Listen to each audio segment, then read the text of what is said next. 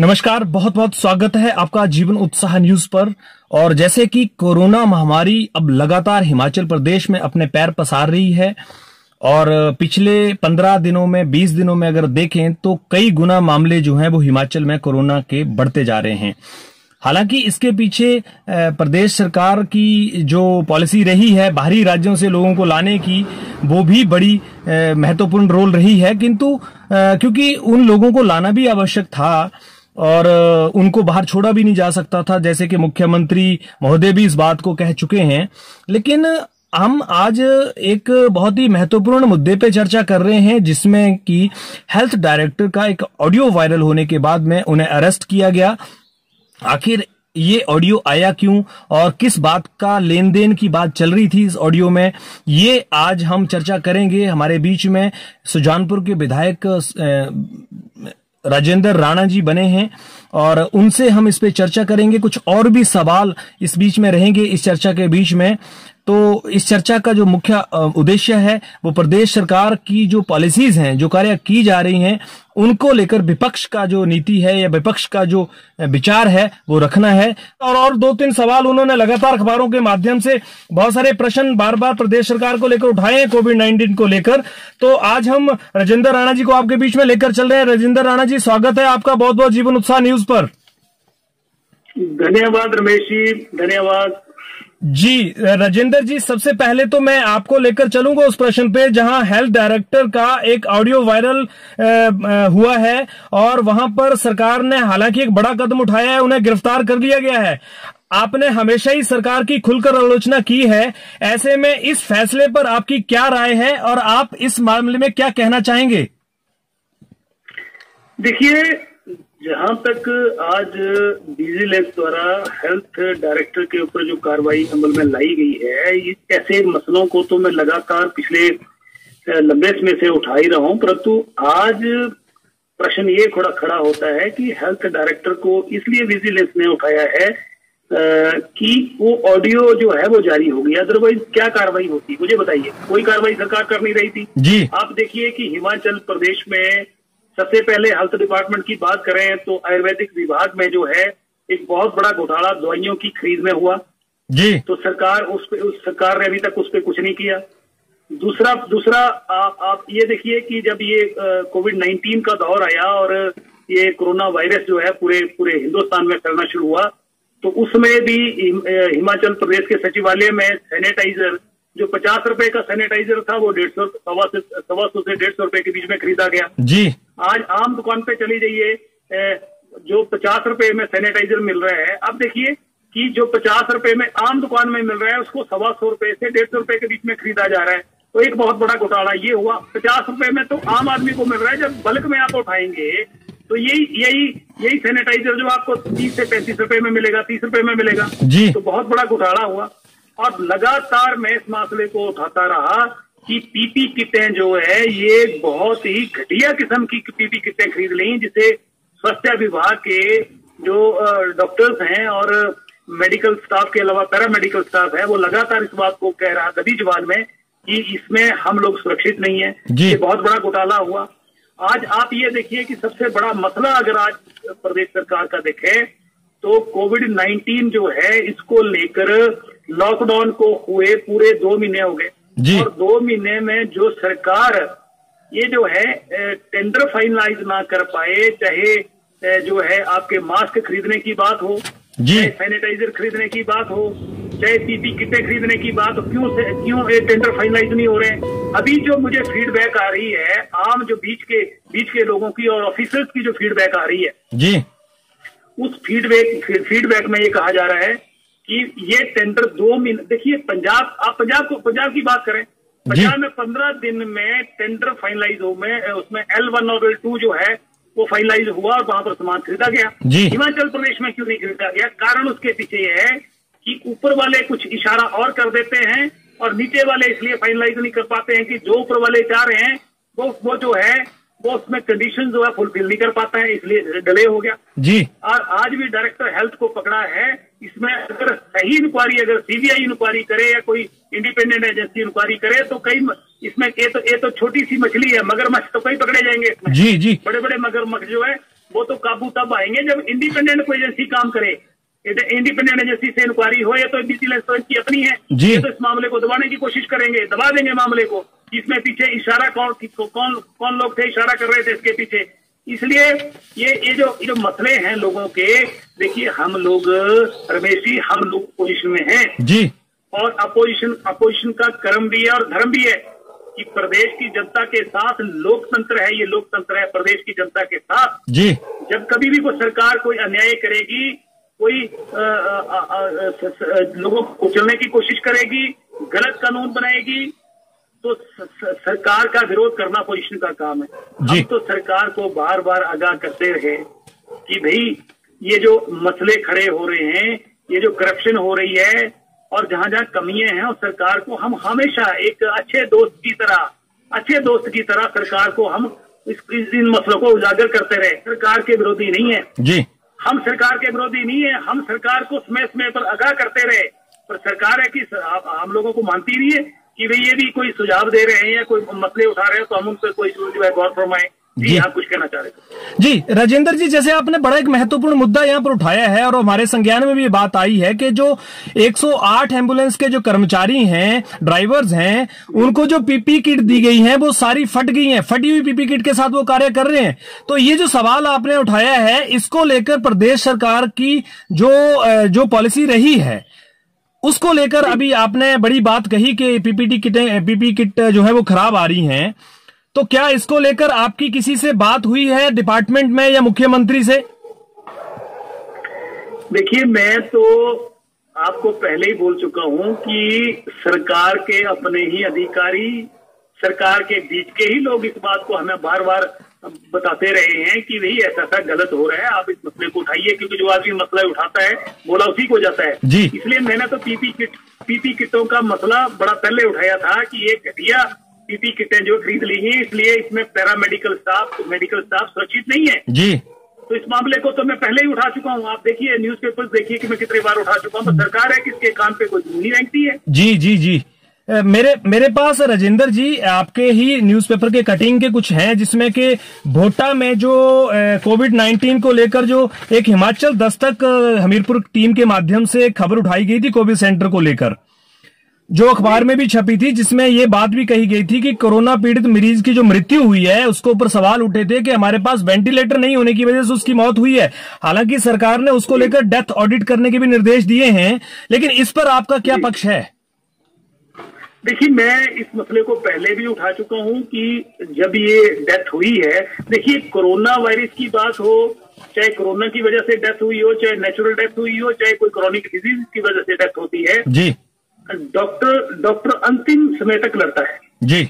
और वहां पर सबसे बड़ी जो कुताही बरती गई है कि ये वेंटिलेटर वहां पर मौजूद होने के बावजूद भी जी, जब पेशेंट जो है वो तड़फ रहा था जी, तो पेशेंट को जो है लाइफ सपोर्ट जो है नहीं दी गई, वो कुताही बरती गई है जी। तो इसी मसले को मैंने उठाया था, और मुझे लगता है कि जब ये मसला उठाया गया खाने की व्यवस्था की और पेशेंट जो है उसको प्रॉपर अटेंड ना करने की, बस अब जो है मामला मैंने फिर फीडबैक ली है उसके बाद अब जो है डॉक्टर वहाँ जो लोग वहाँ पर जिनकी ड्यूटी है बहुत अच्छा काम अभी कर रहे हैं वहाँ पर, इसमें कोई शक नहीं है जी कि लोगों अब जो मेडिकल पैरामेडिकल स्टाफ है वहाँ बहुत अच्छा काम कर रहा है। अब जो मुझे लेटेस्ट इन्फॉर्मेशन मिली है, वहाँ जो पेशेंट है उन्होंने जो इन्फॉर्मेशन दी है, परंतु जब कोताही बरती गई है तो हमने अपना कर्म भी निभाया, अपना धर्म भी निभाया है और उस बात को उठाया है ताकि ये गलती दोबारा ना हो जी जी।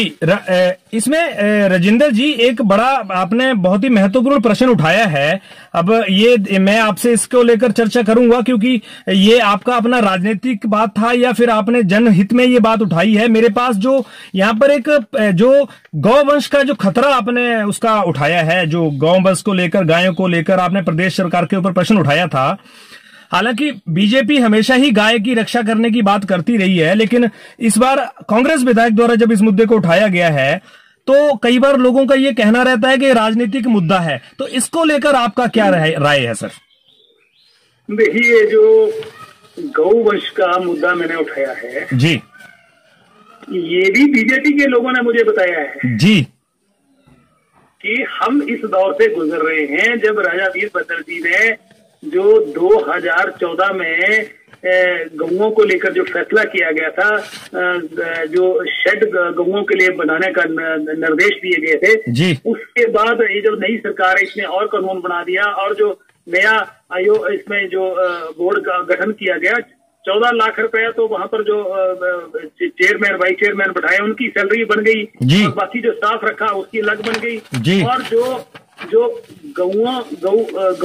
गौशालाएं हैं उनको कुछ मिल नहीं रहा है जी। और ये मसला जो है बीजेपी के लोगों ने मेरे ध्यान में लाया कि हम बोल नहीं सकते हैं, आप बोलिए जी। और अगर इस मसला जो उठाया है इसमें कहीं भी 1% भी कोई गलत है तो सरकार इसकी इंक्वायरी करा ले, जी, इंक्वायरी कराए कि गलत है कि ठीक है, जी, सरकार इसकी जांच कराए, जी, दूध का दूध और पानी का पानी हो जाएगा। जी। राजेंद्र जी, जैसे अभी आपने एक और भी प्रश्न उठाया था कि मजबूर मजदूर हताश और निराश, इस प्रश्न के बाद में प्रदेश सरकार ने काफी मजदूरों को यहां से भेजा है प्रदेश से। अब आपका इसको लेकर क्या टिप्पणी है? अब क्या कहना चाहेंगे? संतुष्ट हैं आप प्रदेश सरकार के कार्य से या अभी भी कोई इसके ऊपर सवाल है? देखिए, ऐसा है कि प्रत्यक्ष को प्रमाण का प्रश्न नहीं होता है जी। आप देखिए कि रोज नेशनल चैनल जो है अपने चैनलों पे ये खबरें दिखा रहे हैं कि जो मजदूर है जी, वो किस तरीके से मजबूर होके पैदल सड़कों पे जो है वो अपने घरों की ओर निकला है। जी। तो जो सरकार अरबों रुपए की घोषणाएं करने की बात करती है, जी, क्या वो मजदूरों को इस वक्त जो आप मुझे बताइए कि चाहे प्रदेश की बात करूं चाहे मैं केंद्र की बात करूं, जी, अरबों रुपया लोगों ने सरकारों को कोविड-19 में रिलीफ में डोनेशन दी है। जी।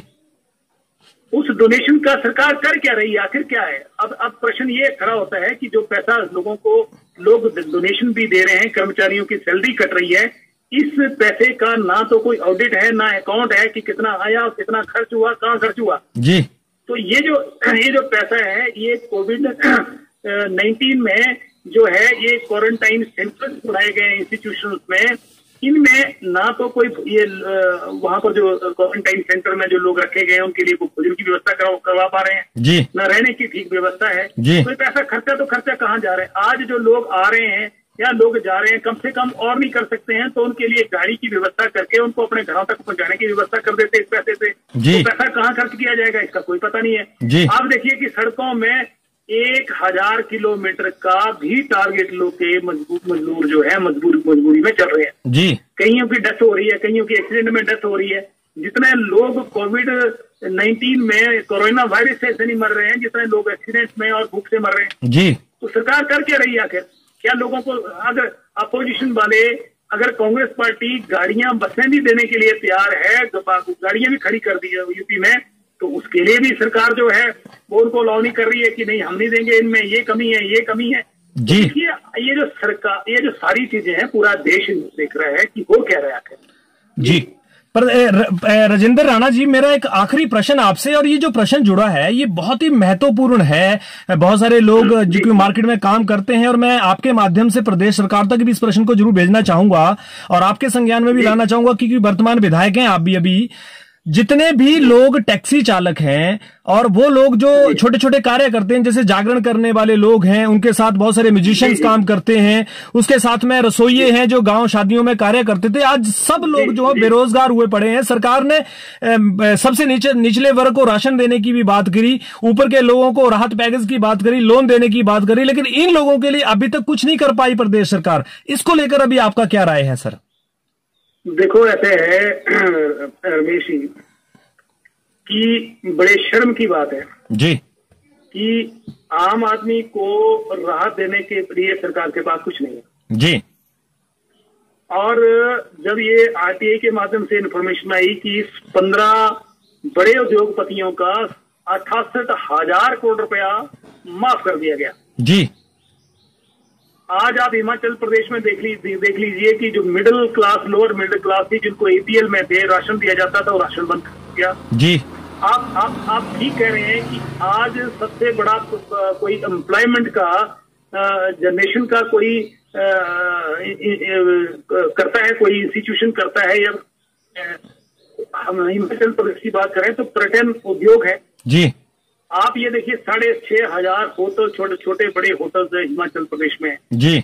जिसमें लगभग 1.5 से 2 लाख परिवार अपना गुजारा कर रहे हैं जी। कि कोई वेटर का काम कर रहा है, कोई जो है कैप्टन का काम कर रहा है, कोई कुक का काम कर रहा है, कोई धोबी का काम कर रहा है, वहां पर कोई सब्जी सप्लाई कर रहा है, कोई अंडे सप्लाई कर रहा है, कोई मीट सप्लाई कर रहा है, कोई चद्दर सप्लाई कर रहा है जी। इसलिए बहुत सारे, उसके अलावा सबसे बड़ा तबका टूरिज्म को लेकर जो टैक्सी ऑपरेटर्स हैं हिमाचल प्रदेश में या पूरे देश में, टैक्सी ऑपरेटर जो है, जो ड्राइवर महीने में पूरा काम करता है, महीने के बाद उसको थोड़े से पैसे मिलते हैं, उससे अपना परिवार का गुजारा करता है, तो सब लोग प्रभावित हो रहे हैं। आज आप ये देखिए कि नाई की दुकान बंद है तो नाई को खाने के लिए लाले पड़े हैं। इसमें बहुत सारा ऐसा एक तबका है जो सुबह कमाता है, शाम को खाता है। वो सारे के सारे लोग इस वक्त जो हैं वो बहुत बड़ी मुसीबत में हैं। सरकार को इस दिशा में काम करना चाहिए। और दूसरा मैं ये कहना चाह रहा हूं कि ये जो कोविड-19 की वजह से जो लॉकडाउन हुआ जी, इसमें सबसे बड़ी मार पड़ी है, गरीब तबके को पड़ी है, मजदूर को पड़ी है, आम आदमी को पड़ी है। वहीं पर जो लोग नौकरी कर रहे थे, प्राइवेट सेक्टर में नौकरियां कर रहे थे, वो नौकरियों से निकाल दिए गए हैं। सरकार को चाहिए कि उनका भी आंकड़ा इकट्ठा करे। अगर आप ई पास जो है वो जारी कर सकते हैं पोर्टल के माध्यम से, तो आप ई पास पे उन लोगों के आवेदन भी दीजिए कि मैं भाई आप लोग कहाँ नौकरी करते थे, आपको निकाल दिया गया, कितनी सैलरी मिलती थी, ताकि सरकार को पता लगे कि मेरे प्रदेश में कितने लोग जो है बेरोजगार हो गए। बहुत सारे मसले हैं, बहुत सारे मसले हैं। अब ऐसी मुसीबत में जब प्रदेश और देश संकट के दौर से गुजर रहा है तो आम आदमी की उम्मीद सरकार होती है, क्योंकि सरकार जो है वो लोगों के दिए हुए टैक्स से चलती है और लोगों की चुनी हुई सरकार होती है, उसी से उम्मीद करते हैं। इसलिए लोगों को, बहुत सारे लोग इस वक्त जो है प्रभावित हैं और सरकार जो है उस दिशा में कोई ठोस नीति, ठोस कार्यक्रम नहीं बना पा रही है और सरकार लगातार जो है भ्रष्टाचार में घिरती नजर आ रही है। जी, बहुत बहुत धन्यवाद सर आपका इस चर्चा में बने रहने के लिए। बहुत ही बहुमूल्य बातें आपने कही हैं। हम विश्वास करते हैं कि प्रदेश सरकार इसको लेकर बहुत सीरियसली कार्य करेगी। और अंत में आप हमारे साथ इस चर्चा में बने रहिए, इसके लिए बहुत बहुत धन्यवाद सर आपका। शुक्रिया रमेश जी, आपका, आपने बातचीत की, आपका बहुत बहुत धन्यवाद। शुक्रिया सर। हमारे बीच में रहे कांग्रेस के वर्तमान विधायक सुजानपुर से राजेंद्र राणा जी, जिन्होंने कांग्रेस पार्टी के रूप में अपना एक बड़ा कद स्थापित किया है। और आज इन्होंने प्रदेश सरकार को लेकर जो प्रश्न रहे हैं, समय समय पर हम इनसे पूछते रहते हैं और इन्होंने सारे प्रश्नों की जो जवाब दिए हैं, उन सभी जवाबों को ध्यान में रखते हुए हम इस चर्चा को खत्म करते हैं और प्रदेश सरकार के सामने इन प्रश्नों को हम रखते हैं कि क्या क्या चीजें ऐसी हैं जो प्रदेश सरकार इनके ऊपर गौर कर सकती है। बने रहिए आप इसी तरह से हमारे साथ में हमेशा। Thank you very much.